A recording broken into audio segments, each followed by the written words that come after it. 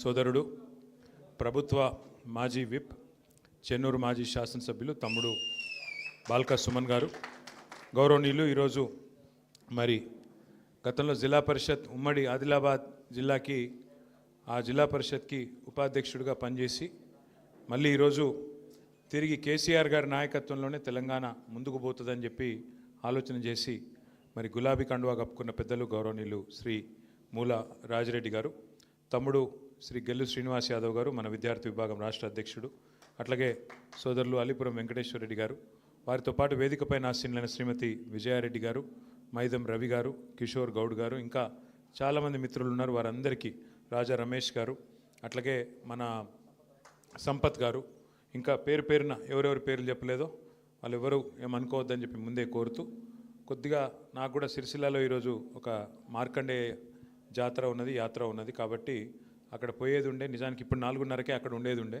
కానీ కేవలం చెన్నూరు మీద అట్లాగే తమ్ముడు సుమన్ మీద ఉన్న అభిమానంతోనే ఒక 2-2.5 గంటలు ఆలస్యమైన మరి మీకోసమే ఇక్కడ ఉన్నాను. అక్కడ నన్ను తిట్టుకుంటూ ఉంటారు ఇప్పుడు సిరిసిల్లలో, కాబట్టి ఎక్కువసేపు ఉండకపోతే ఏమనుకోవద్దని కోరుతూ, పెద్దగా చెప్పేదేం లేదు, కేవలం ఒక 4 విషయాలు. ఒకటి, మీకు తెలుసు, అధికారం ఎవరికి శాశ్వతం కాదు. ఎప్పుడో ఒకప్పుడు అందరం అధికారం నుంచి జరగాల్సిందే, అలా తప్పేం లేదు. జీవితమే శాశ్వతం కాదు, అధికారం అనేది అందులో కొంత భాగం మాత్రమే. కాబట్టి మనం శాశ్వతమని ఎన్నడూ అనుకోలేదు. ఎన్నడూ 10 ఏళ్ళు పనిచేసినా కేసీఆర్ గారు ముఖ్యమంత్రిగా ప్రజలకు మంచి చేసే పని చేసిండు తప్ప చెడు చేసే పని మాత్రం కేసీఆర్ గారు చేయలేదు. ఇవాళ అందుకే ప్రజలు రాష్ట్ర వ్యాప్తంగా ఎక్కడైనా సరే, పల్లె అయినా పట్టణమైనా కేసీఆర్ గారిని గుర్తు చేసుకుంటూ ఉన్నారు. అయ్యో తప్పు జరిగిపోయింది, మోసపోయినాము, కాంగ్రెస్ చెప్పిన మోసపు మాటలు నమ్మినాము. ఇప్పుడు తమ్ముడు చదువుతూ ఉంటే నేను మనసులో నవ్వుకుంటా ఉన్నాను. ఎందుకంటే వివేక్ గారు ఇప్పుడు మంత్రిగా ఉన్నారు, వారు చెప్పినారు చెన్నూరులో ఇక్కడ పరిశ్రమ పెట్టి 40-45 వేల మందికి ఉద్యోగాలు ఇస్తా అని చెప్పినాడు.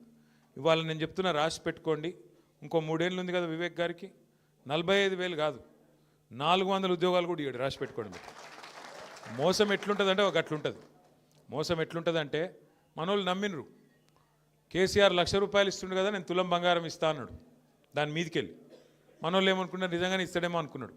మేము చెప్పినాం, నేను కూడా చెన్నూరుకు వచ్చిన ప్రచారానికి, అమ్మ వీళ్ళు మెడల పుస్తలతాడెత్తుకపోయే బ్యాచ్, వీళ్ళు బంగారం ఇయ్యరని చెప్పిన. అప్పుడు ఎందుకో ఆ మాయలో పడ్డరు. స్కూటీలు ఇస్తారట, తులం బంగారం ఇస్తారట, ముసలోళ్ళకి 2 ఇంట్లు ఉంటే 2కి పెన్షన్ ఇస్తారట, అది కూడా 4,000 ఇస్తారట, రైతులకు 15,000 ఇస్తారట, అవి కూడా 100 రోజులనే ఇస్తారట అని చెప్పి ఈస్ట్మన్ కలర్లో ఏదైతే సినిమా చూపెట్టినరో 100 రోజుల్లోనే 6 గ్యారంటీలు. అన్నిటికన్నా నవ్వొచ్చేది ఏంటంటే, ఆయన ఉన్నాడు పెద్ద మనిషి, డిప్యూటీ సీఎం బట్టి విక్రమార్క గారు. ఆయన ఎంత అందంగా చెప్పిండంటే, ఎంత సిన్సియర్గా చెప్పిండంటే, మీరు చూడాలి ఆ వీడియో. ఇట్లా పట్టుకొని, కార్డు పట్టుకొని, ఈ కార్డు చూడండి, జాగ్రత్తగా పెట్టుకోండి, ఒక 100 రోజులు జాగ్రత్తగా పెట్టుకుంటే దాని తర్వాత మీకు బ్రహ్మాండంగా ఈ స్కీమ్లో ఈ చాలా ముఖ్యమైన కార్డు ఇది, ఈ ముఖ్యమైన కార్డును మీరు జాగ్రత్తగా పెట్టుకోండి, 100 రోజులు అన్నీ చాలా అవుతాయి అని చెప్పి ఇంత బాగా చెప్పిండంటే, నిజంగా యాక్టింగ్ చూస్తే కమల్ హాసన్ కూడా అడ్డం పడాలి. గా లెవెలే చెప్పిండు, జాగ్రత్తగా పెట్టుకోండి అన్నాడు. మరి ఇప్పుడు ఎక్కడ పెట్టుకోవాలని అర్థమవుతలేదు కార్డు ఎవలకు. 2 ఏళ్ళు అయిపోయాయి, ఏడ పెట్టుకోమంటారు కార్డు ఇప్పుడు? 6 గ్యారంటీలు, ఓ బాండ్లు, అఫిడవిట్లు, అన్ని కథలు చెప్పి, అడ్డగోలు మాటలు చెప్పి, పచ్చి అబద్ధాలు చెప్పి ఇలా గద్దెనెక్కిండ్రు. గద్దెనెక్కినాక నడపస్తలేదు, ఏం చేయాలనో అర్థమవుతలేదు. వాళ్ళకి తెలిసింది ఒకటి, పదవులు కాపాడుకోవడానికి కాంగ్రెస్ వాళ్ళకి తెలిసింది ఏంటంటే, ఢిల్లీకి సంచులు మోస్తారు అంతే. ఇక్కడున్న వాళ్ళకి ఏమి ఇయ్యరు, తెలంగాణ ప్రజలకు మన్ను కూడా ఇయ్యరు. కానీ ఢిల్లీకి మాత్రం ముఖ్యమంత్రి గారు 62 సార్లు వేయండు. ఇప్పటికీ 62 సార్లు ఎందుకు పోతాడు? మన కోసమో రాష్ట్రం కోసమో కాదు, పోయేది కేవలం సంచులు మోసుకపోవాలి, జీ హుజూర్ అనాలే, సల్యూట్ కొట్టాలి, నా పోస్టు జర దండం పెడతా, ఇంకో 4 రోజులు ఉంచు, నీకింత నాకింత అని మాట్లాడుకోవాలి, ఆడ మూట పెట్టాలి, దండం పెట్టాలి, రావాలి, అమ్మాయి అనుకుంటా. ఇది ముందే చెప్పినాం. ఇది కూడా మనం ఢిల్లీ పార్టీలకు మన జుట్టిస్తే తెలంగాణ ఆగమవుతుంది, మన జుట్టు అలా చేతులు పెడితే తెలంగాణ ఆగమవుతుంది. కాంగ్రెస్ వాడైనా బీజేపీ అయినా, ఒకటి సంచులు మోసేటోడు, ఇంకోటి చెప్పులు మోసేటోడు, పెద్ద తేడా ఏం లేదు. ఒకళ్ళేమో సంచులు మోసే పార్టీ, ఇంకోటేమో చెప్పులు మోసే పార్టీ. అమిత్ షా రాగానే చెప్పులు ఎక్కడిపుతారా అని తిరుగుతున్నాడు ఒక ఆయన వెనక. ఎవరో మీకు ఎరికైనా నేను చెప్పా, ఎరికే కదా, ఎరిక కాకపోతే మరి సుమన్కి చెప్పి వీడియో పంపిస్తాం, మీకు చూసుకోరు. ఒకటేమో సంచులు మోసే పార్టీ, ఇంకొకటేమో చెప్పులు మోసే పార్టీ. ఇంకా ఎంత అందంగా చెప్తారంటే కాంగ్రెస్ వాళ్ళు ఎలక్షన్ల ముంగట, గ్యారంటీల గురించి చెప్తుంటే, స్కీముల గురించి చెప్తుంటే మనోళ్ళు అసలు ఎక్కడోళ్ళు అక్కడ మైమరిచిపోయినరు. బాబా ఎంత అందంగా చెప్తున్నారు. ఇన్ని వస్తాయా? విద్యా భరోసా కార్డు ఇస్తాం, మీ పిల్లగానికి ఇక ఫీజు రీయింబర్స్మెంట్ బాధనే లేదు, ఒక్కొక్కరికి 5 లక్షల కార్డు మీ చేతుల్లోనే ఉంటుంది, ఫీజు గురించి డోకలేదన్నారు. ఇలా ఫీజు రీయింబర్స్మెంటే 12,500 కోట్లు బాకీ పడ్డారు, కాలేజీలు మూతపడే పరిస్థితి వచ్చింది. ఈరోజు కథ అది, వాస్తవం ఇది. నా విజ్ఞప్తి దయచేసి మీ అందరితోని, సరే ఇంకా నాకు తెలుసు 3 ఏళ్ళు ఇంకా ప్రభుత్వం ఉన్నది, అలా ఆఖరి సంవత్సరం ఎలక్షన్ అనుకోండి, ఉన్నది 2 ఏళ్ళే. మరి ఇలా రాజిరెడ్డి గారు వారితో పాటు మీరందరూ కూడా నిర్ణయం తీసుకున్నారు, ఇక ఈ కాంగ్రెస్ పార్టీతో అయ్యేది లేదు పోయేది లేదు, ఊదు గాలది పీరి లేవది, వీళ్ళని నమ్ముకుంటే కుక్కతోక పట్టుకొని గోదావరి ఇదినట్టే, సప్పుడేక మళ్ళీ కేసీఆర్తో పోదామని చెప్పి మీరందరూ వచ్చినారు. మీ అందరికీ స్వాగతం సుస్వాగతం. అయితే ఒక్క ముఖ్యమైన మాట, మీరు కోల్ బెల్ట్ నుంచి వచ్చిండ్రు, కోల్ బెల్ట్ నుంచి వచ్చిన మీకు ఈ విషయం ముఖ్యంగా చెప్పాలి. కాంగ్రెస్ వాళ్ళు ఎలక్షన్ల ముందేమో స్కీములు అన్నారు, ఇలా చేస్తున్నది మాత్రం మొత్తం స్కాములే. ఆ స్కామ్లో నిన్న పెద్ద స్కామ్ బయటపడ్డది, మీరు చూసే ఉంటారు. సింగరేణిలో ఇదివరకెన్నడూ లేనంత పెద్ద ఎత్తున దోపిడీ జరుగుతూ ఉన్నది. కేసీఆర్ గారు ఉన్నప్పుడు సింగరేణిని లాభాల బాట పట్టించి నష్టాల నుంచి గట్టెక్కించి కార్మికులను కడుపులో పెట్టుకొని కార్మికులకు 10 హామీలు ఇస్తే 9 హామీలు నిలబెట్టుకున్నాం. 90% మనం వారికి పూర్తి చేసి కార్మికుల కడుపు నింపే ప్రయత్నం మనం చేసినాం. కానీ వీళ్ళేం చేస్తున్నారండి, సింగరేణిలో కొత్త నిబంధనలు. గతంలో మన ప్రభుత్వం ఉన్నప్పుడు 9.5 ఏళ్ళు సింగరేణిలో ఏదైనా టెండర్ వస్తే ఎవరన్నా రావచ్చు, ఎక్కడి నుంచి దేశంలో ఎక్కడి నుంచైనా రావచ్చు, టెండర్ వేసుకోవచ్చు. ఆడ కోట్ చేసిన అమౌంట్ ఏదైతే ఉంటుందో దానికంటే తక్కువకే పోయింది. 100 రూపాయలంటే 80 రూపాయలకే నేను చేస్తా అని చెప్పి పోటీలు పడ్డారు. వచ్చిన వాళ్ళు పోటీలు పడి మైనస్ టెండర్లు వేసి ఆ రోజు పనిచేసిండ్రు. కానీ కాంగ్రెస్ రాగానే ఒక కొత్త నిబంధన పెట్టిండ్రు. ఏమని? సైట్ విజిట్ సర్టిఫికేట్ అట. అంటే ఏమిటిది? ఇప్పుడు నువ్వు ఉదాహరణకు నువ్వు చెన్నూరులో ఉన్నావు, ఇక్కడెక్కడో మహబూబ్ నగర్లో ఒక పని పడ్డది.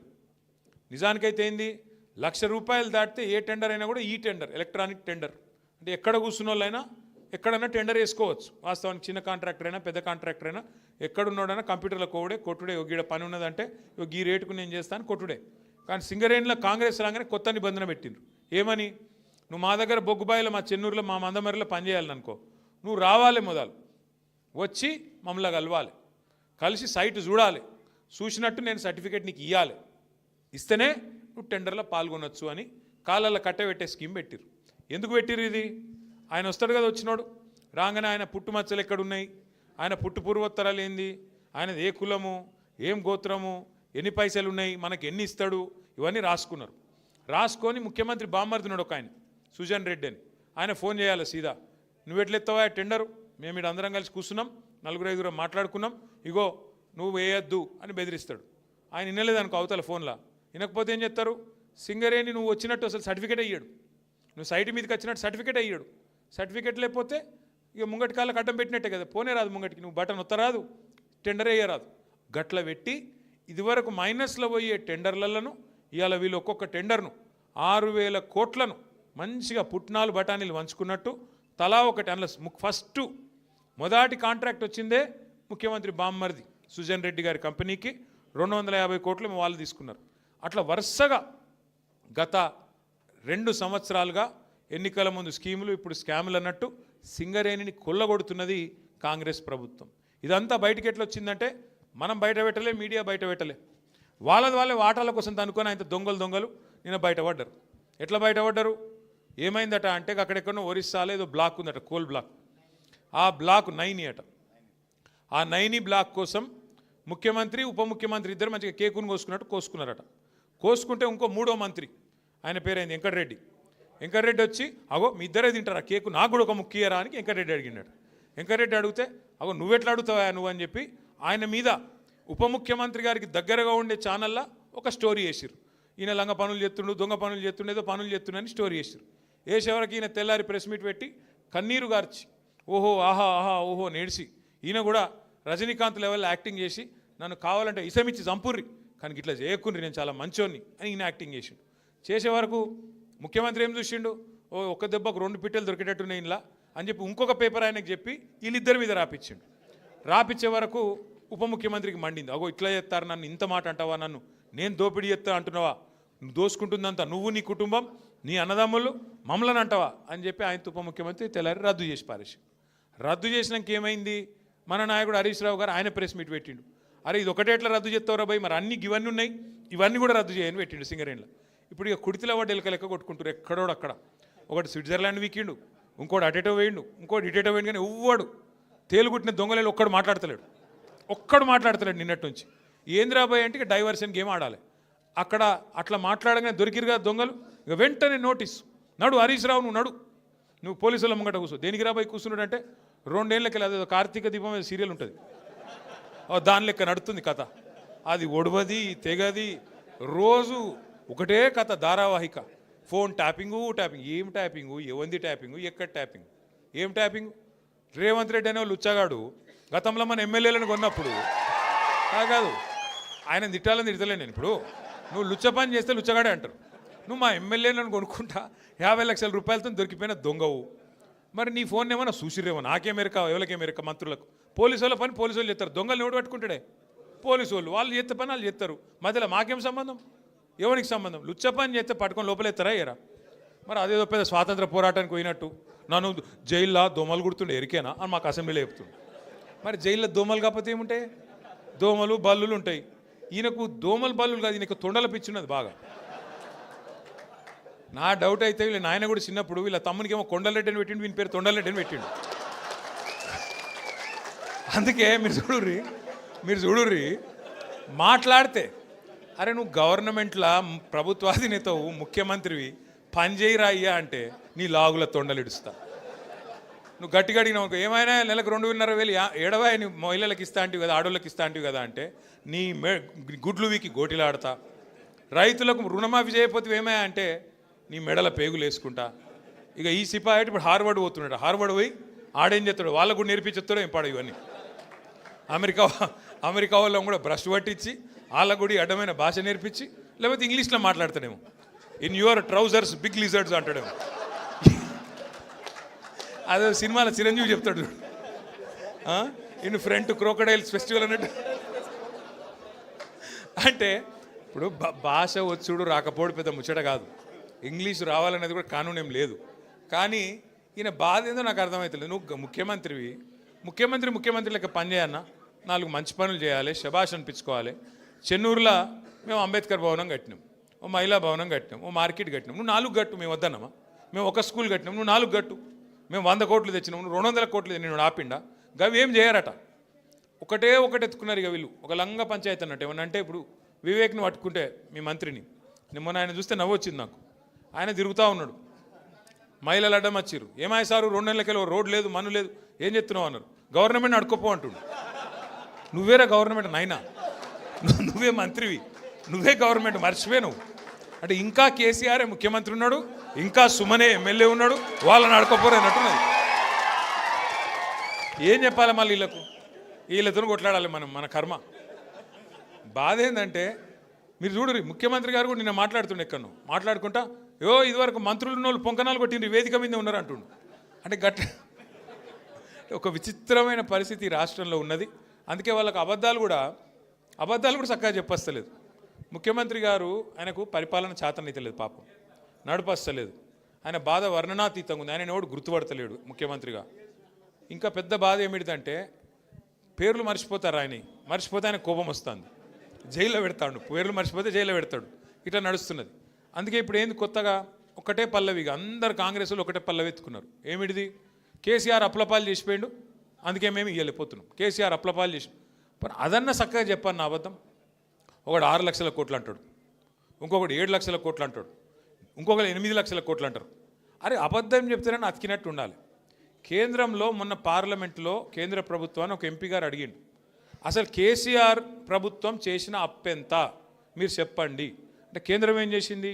రిజర్వ్ బ్యాంక్ని అడిగింది, కాగ్ని అడిగింది, అడిగి పార్లమెంట్లో సమాధానం చెప్పింది. ఏమని చెప్పింది సమాధానం? కేసీఆర్ పదవీ బాధ్యతలు తీసుకున్న నాడు 2014 జూన్ 2 నాడు ఈ రాష్ట్రం ఆనాడు పుట్టిన నాడు అప్పు ఎంతుండే అంటే 72,000 కోట్ల అప్పు ఉండే. ఇది కేంద్ర ప్రభుత్వం చెప్పిన లెక్క, నాది కాదు. కేసీఆర్ దిగిపోయిన నాడు 2023 డిసెంబర్ 3 నాడు కేసీఆర్ గారు దిగిపోయిన నాడు రాష్ట్రం నెత్తి మీద ఉన్న అప్పు 3,50,000 కోట్లు. 3,50,000 కోట్లల్లా ఆ 72,000 కోట్లు విరాసత్కు వచ్చింది మనకు.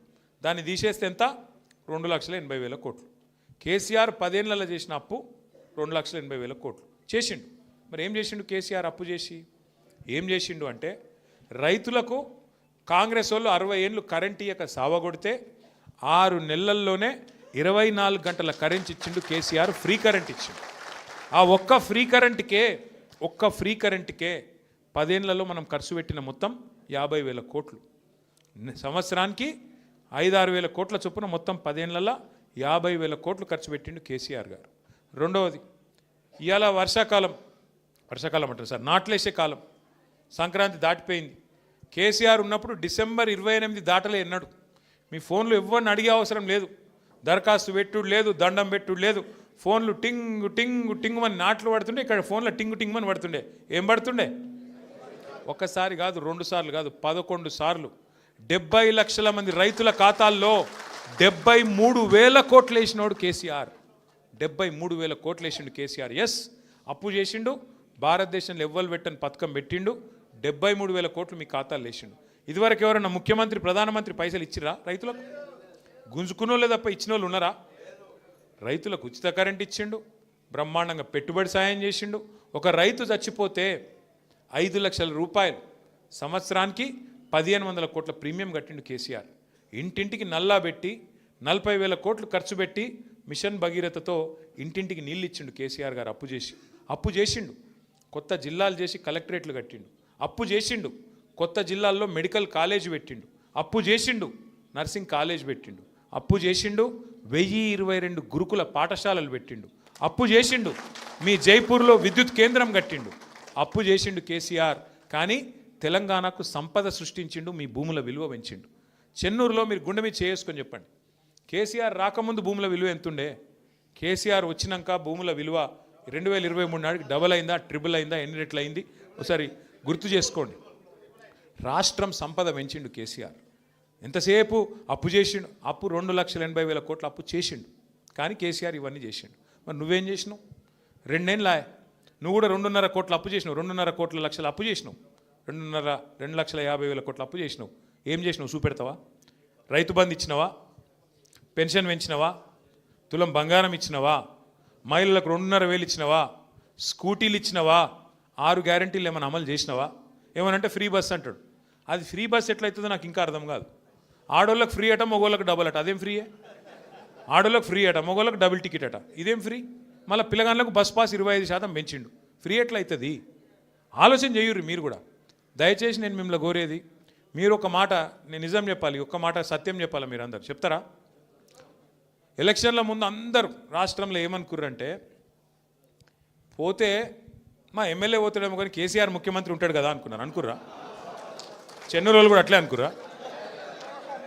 అనుకున్నారు కానీ అనుకోకపోతే ఎందుకు ఓడిపోతాం మరి? అనుకున్నారు గట్లే అనుకున్నారు కానీ కేసీఆర్ ఉంటాడు కదా అనుకున్నారు. అట్లనే చాలామంది అనుకున్నారు. పక్కన బెల్లంపల్లి అట్లే అనుకున్నారు, యువతల మంచిర్యాల వాళ్ళు అట్లే అనుకున్నారు, ఆ పక్కన కాగజ్నగర్ రోడ్ కూడా అట్లే అనుకున్నాడు. ఆయనతో వీకింది. అందుకే ఈసారి నా ప్రార్థన మీ అందరితోని ఒకటి యాద పెట్టుకోండి. మీరు చిన్న లాజిక్ మిస్ అయినరు. ఆడ మీ ఎమ్మెల్యే లేకపోతే పైన కేసీఆర్ ఎట్లుంటాడు? ఎమ్మెల్యేలతోనే కదా ముఖ్యమంత్రి అయ్యేది. కాంగ్రెస్ వాళ్ళు గదే చూసి సుమన్ మీద ఏదో చెప్తుండని, ఇంకోళ్ళ మీద ఇంకేదో చెప్తురని లేనిపోని ఆరోపణలు, అడ్డగోలు కథలు చెప్పి మొత్తానికి అబద్ధాలు, మోసాలు, ఇష్టం వచ్చిన హామీలు ఇచ్చి ఇవాళ మనను పక్కన పెట్టి కొంతమంది అందలం ఎక్కిరు. పర్వాలేదు, తప్పేం లేదు. ప్రజాస్వామ్యంలో ఎవరికి అధికారం శాశ్వతం కాదు. ఇలా వాళ్ళకి అవకాశం వచ్చింది చేయమని. కానీ ఖచ్చితంగా ఒకటి మాత్రం గుర్తుపెట్టుకోండి, మళ్ళీ తిరిగి కేసీఆర్ రావాలి, ముఖ్యమంత్రి కావాలి అనుకుంటే అనే ఆలోచన మీకుంటే ఈసారి మళ్ళీ మీరు కోడిగుడ్డు మీద ఇకలు ఇకగురి. ఎందుకు? కేసీఆర్ గారు కారు గుర్తు మీద ఎవరిని పంపినా, రేపు కేతన్పల్లిలో ఎవరిని పంపినా, చెన్నూరులో మున్సిపాలిటీలు ఎవరిని పంపినా, రేపు చెన్నూరు అసెంబ్లీకి ఎవరిని పంపినా మీరు ఒకటే యాద పెట్టుకోరు, ఈ ఓటు కేసీఆర్కి వేస్తున్నా అనుకోవాలి తప్ప అక్కడ నిలబడ్డ ఆయన గురించి ఆలోచన చేయకూరు. ఎందుకంటే మీరు మళ్ళీ ఒక్కసారి ఈ నిలబడ్డ ఆయన చక్కగున్నాడా, పొడుగున్నాడా, పొట్టిగున్నాడా, ఈయన నల్లగున్నాడా, తెల్లగున్నాడా, ఈయన గిట్లనా గట్లనా అని మీరు ఎక్కువ తక్కువ లెక్కలు పెట్టకూరి. పెడితే మళ్ళీ గిదే నష్టం అవుతుంది. ఎందుకంటే ఏమైనా సరే కేసీఆర్ గారు ఆలోచించి నిర్ణయం తీసుకుంటాడు. అక్కడ నిలబడ్డ వ్యక్తి కారు గుర్తు మీద వచ్చిందంటే కేసీఆర్ పంపించిండు, ఈ ఓటు కేసీఆర్కి వేస్తున్నా అనుకోవాలి, కళ్ళు మూసుకోవాలి, ఒత్తాలి. అంతేగాని ఇక మనం ఆగం కావద్దు. మళ్ళీ ఆగమైతే మళ్ళీ గిదే మోసం అవుతుంది.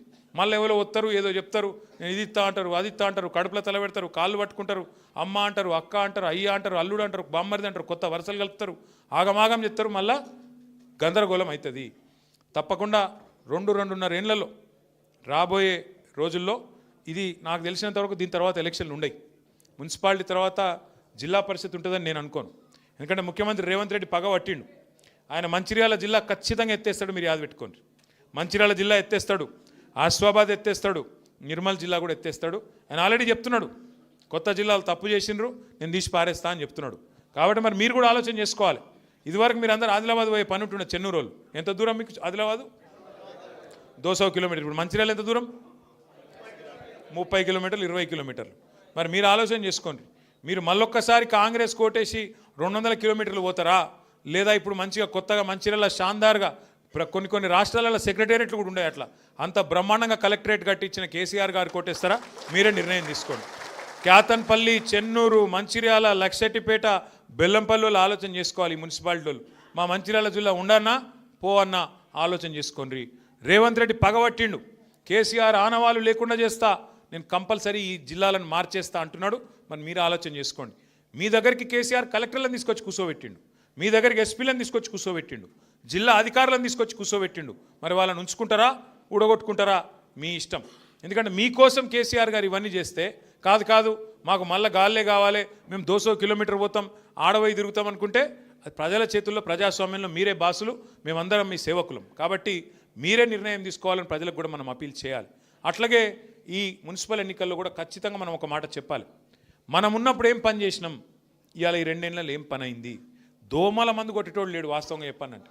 ఆఖరికి పెద్ద పెద్ద పనులు ఇడిచిపెట్టుర్రి, దోమల మందు కొట్టేటోడే దిక్కులేడు. ఇవాళ బుగ్గలు ఎలుగుతలేవు ఊళ్ళల్లో, పట్టణాలలో కానీ పల్లెల్లో కానీ బుగ్గలు మార్చేటోడు దిక్కులేడు. అట్లాంటి పరిస్థితి వచ్చింది ఇవాళ కాంగ్రెస్ వచ్చినాక. కాబట్టి దయచేసి మీ అందరినీ కోరేది, ముఖ్యంగా ఇక్కడ నుంచి గ్రామాల నుంచి వచ్చేసిన సోదరులు కూడా ఉన్నారు, మున్సిపాలిటీ నుంచి వచ్చిన సోదరులు కూడా ఉన్నారు, పట్టణాల నుంచి. మీతో నా ప్రార్థన, గ్రామాల సోదరులు ఎవరైతే మన పంచాయతీ ఎన్నికల్లో బాగా కొట్లాడినరో వారికి అభినందనలు చెప్తూ, వారందరూ కూడా తప్పకుండా మరి మున్సిపాలిటీలో కూడా మీరు ఇన్ఛార్జ్గా సుమన్ గారు వేసుకుంటారు. మిమ్మల్ని అందరినీ వార్డుల వారీగా, డివిజన్